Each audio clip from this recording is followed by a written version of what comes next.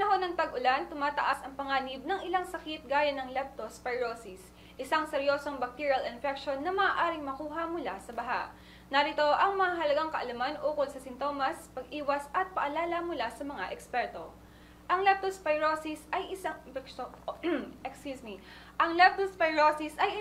impeksyong dulot ng bakterya na Leptospira na karaniwang nakikita sa ihi ng mga daga at iba pang hayop.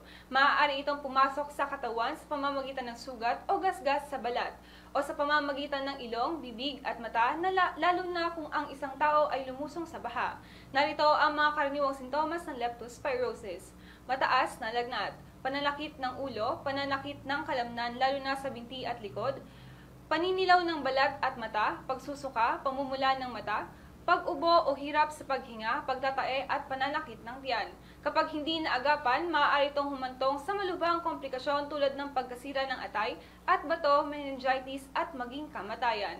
Para makaiwas sa sakit na ito, narito ang ilang paalala mula sa Department of Health. Iwasang lumusong sa baha, lalo na kung may sugat sa paa o binti. Magsuot ng bota at proteksyon sa katawan kung hindi maiiwasang maglakad sa baha. Panatilihing malinis ang kapaligiran upang maiwasan ang pagdami ng daga. Linisin at lutuin ng maayos ang mga pagkain. Uminom ng malinis at ligtas na tubig.